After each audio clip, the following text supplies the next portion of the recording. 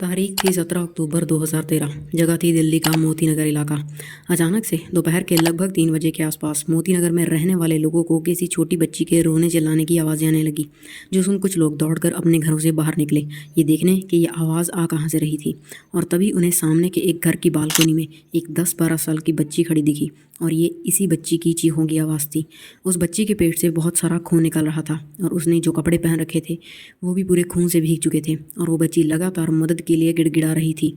उस बच्ची को ऐसी हालत में देख वो सभी लोग तुरंत उस घर की तरफ दौड़े, लेकिन जब उन्होंने घर का दरवाज़ा खोलने की कोशिश की तो दरवाज़ा अंदर से बंद था। उन लोगों ने काफ़ी बार उस दरवाजे को धक्के मारकर खोलने की कोशिश की, लेकिन वो दरवाज़ा खुल ही नहीं रहा था। इसीलिए उन लोगों ने तुरंत पुलिस को फ़ोन कर इस घटना की जानकारी दे दी, लेकिन पुलिस वहाँ पहुँचती उससे पहले ही उस घर का दरवाज़ा किसी ने अंदर से ही खोल दिया। और जब वो लोग घर में दाखिल हुए तो उन्होंने दरवाजे के पास फर्श पर पड़ी एक महिला को देखा, जो कि ज़ख्मी हालत में थी, और उसके भी पेट से बहुत सारा खून बह रहा था। और इसी महिला ने किसी तरह से खड़े होकर शायद वो दरवाज़ा अंदर से खोला था। उस महिला की सांसें अब भी चल रही थी और वो दर्द से तड़प रही थी।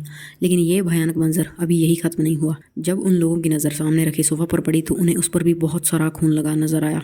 और जब उन्होंने उस सोफ़ा के पीछे जाकर देखा तो वहाँ पर भी एक और महिला सेम उसी हालत में पड़ी थी, लेकिन वो मर चुकी थी। और जब वो लोग उस बालकोनी का दरवाज़ा खोलकर उस बच्ची तक पहुँचे तो वो भी बेहोश हो चुकी थी। साथ ही उन्हें घर के बेडरूम से भी एक छोटे बच्चे की खून से लथपथ बॉडी मिली। घर में 2 लाशें पड़ी थी और 2 लोग अब भी अपनी ज़िंदगी और मौत के बीच झूल रहे थे। इसीलिए उन लोगों ने उसी वक्त उस महिला और बच्ची को उठाया और उन्हें पास ही के सरकारी अस्पताल पहुंचा दिया। और अब तक पुलिस भी मोदी नगर पहुंच चुकी थी। इस घर में चारों तरफ सिर्फ खून ही खून नज़र आ रहा था।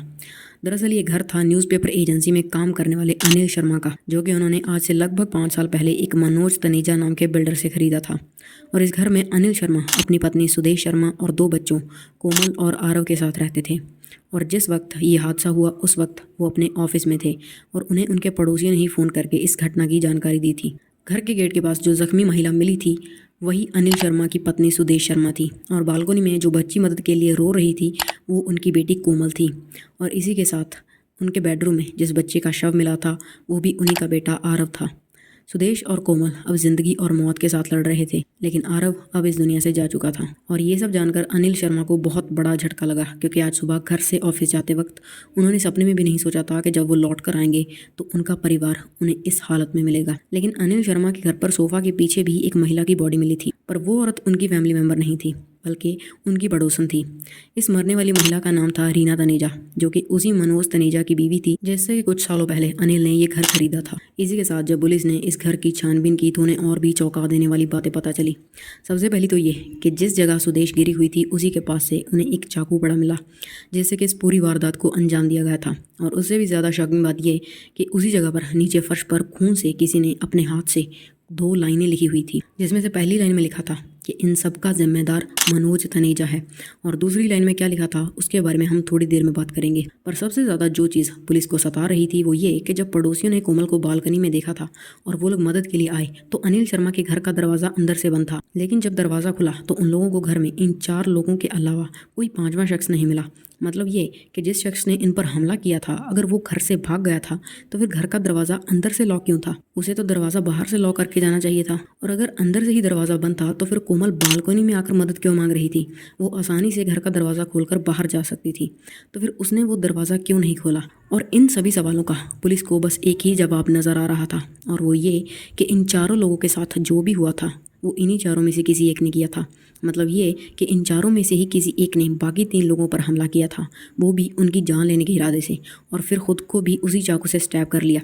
और सर्कमस्टांसेस को देखते हुए पुलिस का सीधा सीधा शक अनिल कुमार की पत्नी सुदेश पर ही था, क्योंकि चाकू उसी के पास पड़ा मिला था। और अब तक कोमल और सुदेश को भी होश आ चुका था, तो पुलिस सबसे पहले कोमल से पूछताछ करती है कि आखिर उस दिन हुआ क्या था। कोमल बहुत सहम गई थी, लेकिन फिर भी उसने पुलिस को वो सब कुछ बताया जो भी उसे याद था, कि उस दिन जब वो स्कूल से लौटी तो उसे अपनी माँ का बिहेवियर काफ़ी बदला बदला सा लग रहा था। वो बहुत ही वियर्डली एक्ट कर रही थी। लेकिन कोमल ने ज़्यादा ध्यान नहीं दिया और वो अपने कमरे में चली गई। और लगभग 10 मिनट के बाद उसकी माँ सुदेश उसके कमरे में आई और उस पर चाकुओं से हमला कर दिया और उसके पेट में 2-3 बार उस चाकू से घोंपा। कोमल जैसे तैसे खुद को उनसे छुड़ाकर बालकनी में भागी और वहां जाकर उसने खुद को वहीं लॉक कर लिया और तभी लोगों ने उसे जख्मी हालत में वहां बालकनी में खड़े देखा था। तो इसका मतलब ये था कि इन सब की मास्टरमाइंड सुदेश ही थी। तो उसके होश में आते ही पुलिस ने उसे तुरंत अरेस्ट कर लिया और उससे इतने भयानक जुर्म को अंजाम देने की वजह पूछी। और तब सुदेश ने उन्हें बताया कि लगभग 5 साल पहले जब उन्होंने मनोज तनेजा से ये घर खरीदा था तभी से उनका मनोज तनेजा के यहाँ काफ़ी आना जाना था और इसी मेल मिलाप के दौरान सुदेश और मनोज के बीच अफेयर शुरू हो गया। वो दोनों ही अनिल और रीना को धोखा देकर उनकी पीठ पीछे गुलछर्रे उड़ा रहे थे और इसी बीच सुदेश प्रेग्नेंट भी हो गई और उसने आरव को जन्म दिया। मतलब कि आरव अनिल का नहीं बल्कि सुदेश के लवर मनोज का बेटा था। और याद है मैंने आपसे कहा था कि जहाँ पर रीना जख्मी बड़ी मिली थी वहाँ पर खून से 2 लाइनें लिखी हुई थी। तो उस दूसरी लाइन में यही लिखा हुआ था कि आरव मनोज तनेजा का बेटा है। और ऐसे ही पिछले 5 सालों से सुदेश और मनोज ये दोहरी जिंदगी जी रहे थे।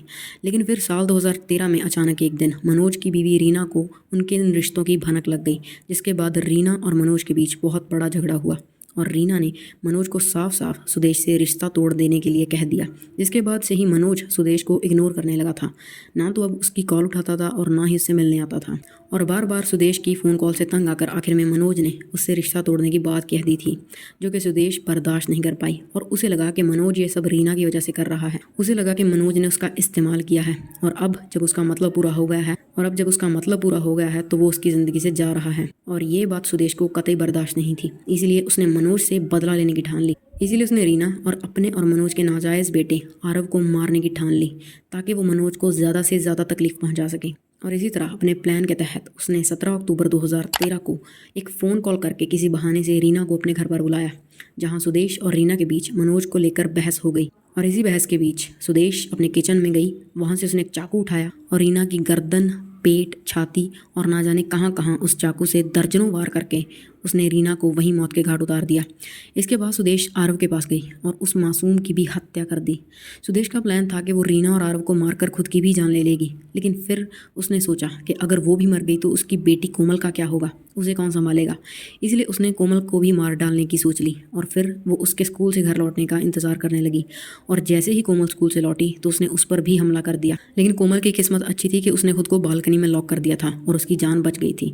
और जब सुदेश को लगा कि कोमल की चीखें सुनकर लोग वहां जल्द ही आते होंगे तो उसने खुद को भी उसी चाकू से स्टैब कर लिया और वहीं ज़मीन पर गिर गई। पर फिर उसे कोमल की चिंता होने लगी और इसीलिए उसने कैसे ना कैसे करके घर का मेन गेट खोल दिया ताकि लोग जल्द से जल्द घर में दाखिल हो सकें और कोमल को जल्द से जल्द हॉस्पिटल पहुंचाया जा सके। और इस तरह से सुदेश और मनोज के इस एक्स्ट्रा मैरिटल अफेयर ने 2 बेकसूर लोगों की जान ले ली और मासूम कोमल को भी उसकी पूरी जिंदगी के लिए ट्रॉमेटाइज कर दिया। So yeah, this was our today's case. If you find this video informative, please drop a like and do check out this video popping on the screen and don't forget to subscribe to this channel for more such content. फिर मिलेंगे।